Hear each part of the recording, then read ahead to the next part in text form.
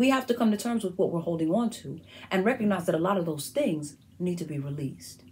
We're holding on to too many of those things because the possession of them gives us a false sense of satisfaction. That includes pain and negative energy. It's an unhealthy relationship. Passion public service announcement. Passionate. Let me tell you something. Greetings and salutations, my beloved passionates, newcomers, visitors, and guests.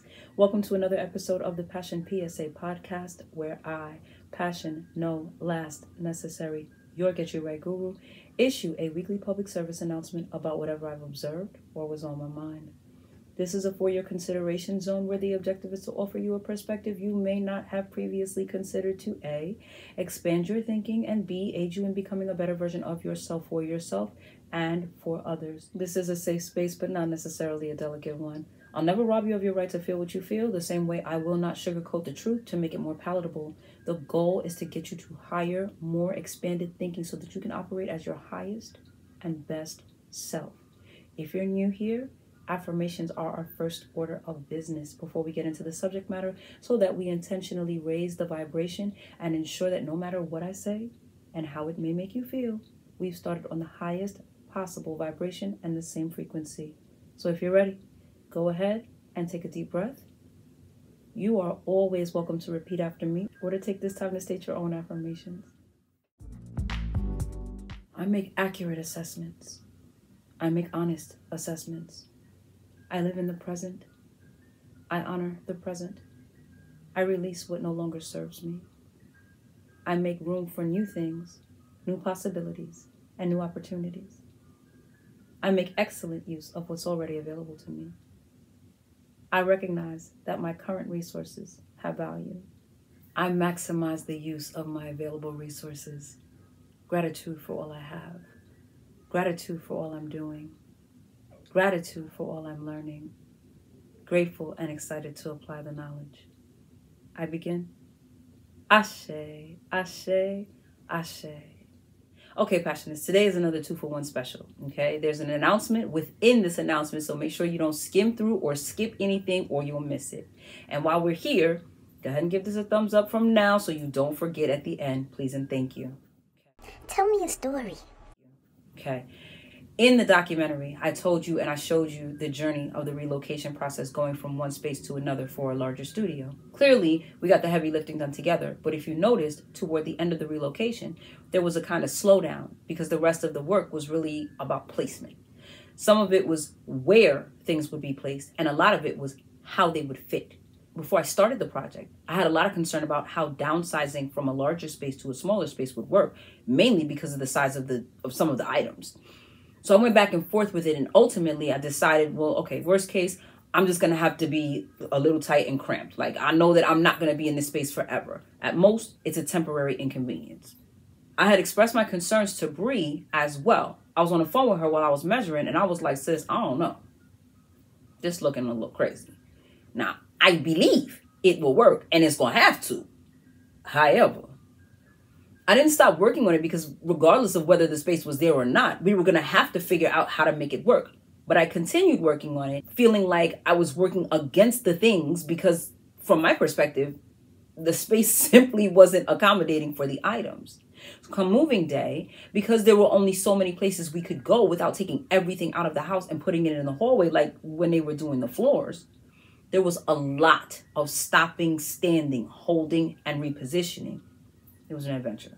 And you got a glimpse of it, but after we got it all done, we looked around and were like, yo, this really didn't take up as much space as we thought it would. In fact, after it was all said and done, I ended up feeling like I had more space. So I was totally perplexed trying to figure out, like, okay, where did this space come from? Because I didn't see any of this space when I was in the planning stages. It was like space that wasn't there a day before just appeared. Bree helped me with the heavy lifting, and then it was on me to see it through. One of the steps I hadn't taken was to take the stuff out of the closet, because that was going to be a project in and unto itself. The closet in the master bedroom, significantly larger than the closet in the other bedroom, and the closet in the master bedroom was at capacity. So imagine trying to move everything from a closet that's bigger and full to capacity to a smaller closet that already has things in it. another challenge. So I come home from work the following day. I'm already exhausted. I've had an extremely emotionally taxing day, but I've made my way through it. Barely. Now I'm home. I should be going to sleep, but that's not my usual routine. But you know, sometimes like you just get a second wind and you start working on whatever. Well, I didn't get no second wind, but I got a first determination. Come on, somebody. Because that'll preach. I decided not to go straight to bed. Instead, I started surveying the room and I'm looking at the space in the corner. I'm like, okay, well, how can I make this space work? I feel like it's actually the perfect size for me to do a closet build out. So I can build a closet right there, not lose any windows or any other necessary vertical real estate. And I'd only have to rearrange a few things. Now I'm feeling good. I feel like I've come up with a solid plan. So even though I'm exhausted, I take everything out of the current closet in the smaller room so I can start shifting things in from the bigger closet. Now, it would have been ideal if I could have maintained the larger closet, but I have yet another project in motion for that closet, so that wasn't optional. I already told you that the smaller closet was already in use. The next challenge was that the closet flange supporting the closet rod broke decades ago. Now, somebody was supposed to replace it, but they did a lazy repair job. And this is just an assumption, but I don't think it's an inaccurate one. They did a lazy repair job because they didn't want to do it in the first place. And maybe it wasn't because they didn't want to do it. Maybe they didn't know how. But count this as your first PSA for today. And let this be a lesson in pride.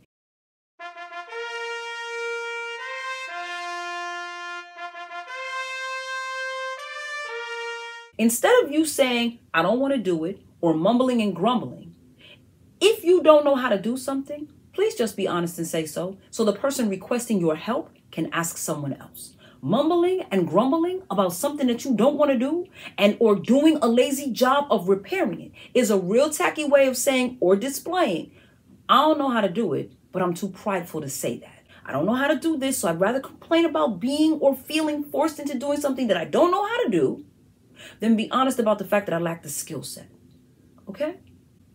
Let that be a lesson to everybody who's out here knowing people have expectations or hope that you can help them with something or that you can do something for them. Because if you're not telling them honestly that you don't know how to do it, then their assumption is going to be that you just don't want to help them. And while you're sitting there acting like they're wrong because they formulated an opinion, the reality of the situation is there's no opinion to formulate if you're upfront. If you're direct and you say, I don't know how to do that. I never did that before. So I'm probably not the person that you want to enlist for the service.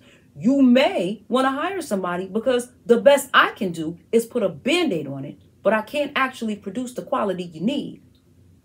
By you saying that, you've advised us of how we should proceed and that it's not disinterest, it's inability. I'm not mad at you once you tell me, don't call me because I don't know how to do this. I'm mad at you when the implication is, I know how to do it. I just don't care enough about you to want to help you with that. I'm going to put a pin in that because this is triggering and I want to stay on track. Back to this move. The smaller closet is not built to capacitate what's in the bigger closet. It's already occupied and it's already damaged. So I first have to evacuate the smaller closet. Then I can take the next step, which is not repairing the closet flange because that's beyond my skill set, but figuring out what I'm going to do in this corner space. Now, in the meantime, the stuff that I took out of this closet still has to go somewhere. And right now, the only place for it to go is on my bed. So now I'm losing sleeping space. So I've been looking at different ideas and watching videos on how to build a closet. And I'm thinking, okay, who can I call to ask for help? I'm already jaded because I'm preoccupied with the feelings that have resurfaced from this previous closet experience. And I'm stressing, trying to figure out, how do I actually do this? It's late and it's getting later. I don't want and can't afford to stay up too much later working on this. Okay.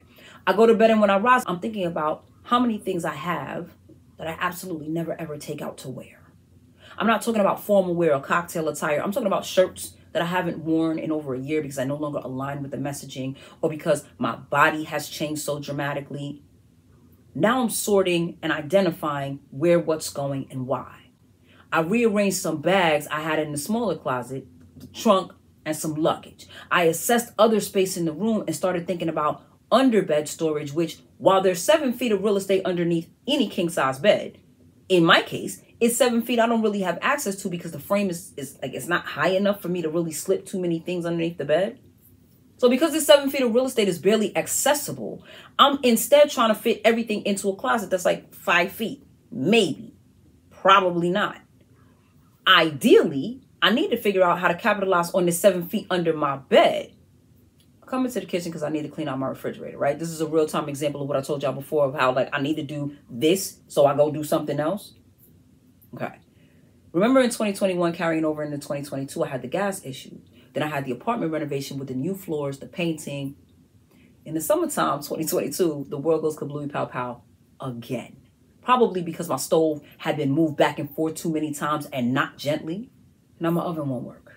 How do I figure this out? Because I'm trying to bake bread. So my oven won't work and the only thing I have available to me is my stove. Shortly after that, I'm noticing things aren't feeling very cold in my refrigerator, but I don't know why. I finally realized my refrigerator has also died. So almost all of my major kitchen appliances died at the same time. Now, I'm not even going to tell you the story of what happened trying to replace them. Suffice it to say that when it was all said and done, I got a much smaller refrigerator because, as I've said, all of these are temporary moves. So I got a refrigerator significantly smaller than the refrigerators that I've had. Now I'm trying to get the last of the things from the last refrigerator and trying to fit them into this refrigerator that has diminished capacity. So I have stuff that was on the door in the old refrigerator, but I don't have that door shelf anymore. So that stuff has to go on the interior shelf, but I don't have a lot of cubic space inside. So that stuff going on the shelf takes away just about everything because I don't have the same amount of shelf space inside either. Now I'm back to the same question I was asking during the closet move. Why am I holding on to this? And part of it was the lack mindset, right? Part of it was I spent the money for the item. It didn't go bad. There's nothing wrong with it. I just hadn't used it. So why would I get rid of it? Then I had to come to the place of, while there's nothing wrong with it, I just haven't used it. It's also been sitting on my refrigerator door in my last refrigerator for God knows how long. And at this point, it's robbing me of vital space to house things that I need for basic survival. So I'm sacrificing the space that I need to make sure that I avail space for things that I've spent money on and don't want to feel like I didn't get my money's worth out of, when in all actuality, if I really wanted to get my money's worth, I should have utilized it in a more timely fashion. The fact that it's just sitting here, taking up space, means that I'm holding on to the money that I spent instead of valuing more the space that I need. What's the moral of the story? The space that you need, the space you think you don't have, you do. In a lot of ways, a lot of the space that you're looking for it because of how you have things placed in your environment right now. You have things strewn about. You have things scattered all over the place. And it's easier for you to look for a bigger space to continue to be a slob, live in squalor, or continue to be disorderly than it is for you to take the initiative to pick up, clean up, and do something different. But you're doing yourself a disservice by not cleaning up the mess. You're robbing yourself of the real estate you already have because you refuse to organize the space. You're holding on to a shirt that you wore 3 bodies ago, and you know that you're not getting back into that shirt anytime soon because you want to take the slowest possible route to get back into that body. By the time you get back to the body that can fit that shirt, you won't even want to wear it anymore. Why are you still holding on to it? Oh, because it's my inspiration. Clearly it's not, because inspiration should be motivating you. Inspiration should be moving you to do something. And if your inspiration has not motivated you to take the initiative to really work to get back into that shirt, you ain't really inspired. There are things, there are messages that you are holding on to that you don't even agree with anymore. There are pieces of paper, whether it's notes, letters, old bills. There are things that you are holding on to that you don't align with anymore. Why are you still holding on to those things? They're taking up space. Oh, well, I like to hold on to my bills for X amount of time. Okay. Hold on to the 2 pages you need, but the envelope it came in and the other 3 pages of miscellaneous information, shred or recycle them. Why are you holding on to them? And I get that once you take things out and you start tossing them all over the place, no one wants to do the work of repacking or repackaging those things. It is a lot, but there are options. As you're unpacking, you can either pack it back neatly as you go or designate the time after you've unpacked it. Do an assessment. Out of these things that I took out, what do I need? What am I actually going to use again? Whatever you don't need to hold on to, donate it or give it to a friend who might like it. But don't retain it. And if necessary, enlist the help of a friend who has no ties to any of these things. If it's not a special occasion item, they're going to have an easier time removing or discarding it. When you repack them, pack them for space maximization and access. Nest things from largest to smallest. Also, stop holding on to things just because you've spent money on them. And I live that challenge. For so many of us, we feel like, or we've experienced money being so hard to come by. We had to work so hard for it and it was gone before we could even touch a dollar of it. So when we do spend money on something, not finishing it or not using it is absurd, because if we weren't going to get any use out of it, we could have kept that money for something else. But guess what? You spent your money on it then. Holding on to the item now will never bring the money back. So saying, well, I spent my money on this, I don't want to get rid of it, it's not serving you. Then you spent your money on it. Now you're spending and even wasting your money, time, attention, space, and life on it. Now you're not economizing efficiently because you're using this space, this time on a thing because of something you did already. So you're robbing yourself now because you don't want to feel like you wasted your money then. If you're not using it and can't honestly say you're going to use it in the foreseeable future, then you still wasted your money. We have to come to terms with what we're holding on to and recognize that a lot of those things need to be released. We're holding on to too many of those things because the possession of them gives us a false sense of satisfaction. That includes pain and negative energy. It's an unhealthy relationship. The same way you pack away all of the mental and emotional issues that you need to deal with, that you should be dealing with, that you refuse to deal with. The same way you put those issues in your pocket and the back of the file cabinet, that's the same way you should be packing away that luggage and those bags in the closet instead of just shoving them in there, hoping that they fit. Pack those suitcases and handbags away as neatly as you pack away everything that you actually should be unpacking.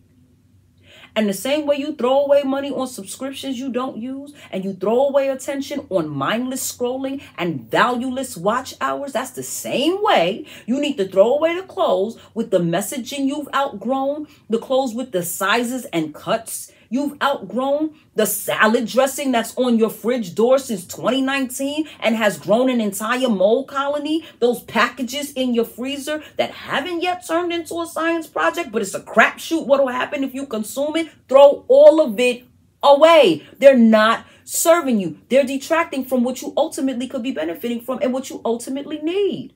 You don't need any more detractors in your life. Stop complaining how the government and all these other agencies are full of thieves when the main person robbing you is you. Start now. Stop putting it off saying, I have time, it's no rush. Ask yourself why you're holding on to a mess. Outside of the arduousness of the task, is there an underlying mental issue? And if so, what? Because why else would you want to hold on to disaster? And if it's strictly the size of the job and the energy required to complete it, delaying it isn't going to make it go away or magically correct itself. Remember at the end of the flooring project when I said if you're planning on moving next year, start moving now? I know some of you heard that and did nothing with that, jewel. And your moving date is coming. And when it's time for you to move, you're going to be scrambling. And you're going to want somebody to not only empathize with you, but get in the trenches with you and help you get it done. You knew better, but you didn't act sooner. You acted like you had all the time in the world. Then time ran out on you. When you had more than enough time, preventative work wasn't your priority. Being proactive wasn't your priority. Now you're reacting. Don't do it to yourself. If you start now, you can move as slow as you want because it's not necessary for you to finish today. Do an hour a day until it's done. But if you wait until it absolutely has to be done, and now you have 10 hours worth of work in one section, but you got 40 sections in only 7 days, now you're going to have to call people and hope they're willing to stop their lives to help you resolve an emergency that was created by your lack of urgency. That's neither fair nor realistic. So that's it, Passionates. I didn't itemize the passion points in this week's episode because I didn't want to make it any longer, but there were plenty. Okay? Assess and rearrange your space. Act now. Fear of making a mistake caused me not to act when someone told me to act immediately. Fear of how much work it's going to be or digging up some feelings that might have been long buried, that might be in your way. But while you were trying to avoid this, you're costing yourself that. Let me know your thoughts. Leave some questions, comments, concerns, or commendations. Drop some megaphones if you got value from this. Send your listener letters to greetings at whatonewomandoes.com. Hit like, subscribe, turn on your notifications. Share with your friends, your family, your foes. If you feel so inclined, make a financial contribution. Donations can be made via Linktree, Zelle, PayPal, or Podbean. Every little bit helps. It all goes back into the pod. You'll get you right, guru. Signing off. Y'all go for it. Be great, be filled with bliss, be armed and empowered with knowledge. The space you need, you have. You just need to rearrange some things and get rid of some others. The sooner you start is the sooner you'll be done. So get started. In all things, be passionate. See you later.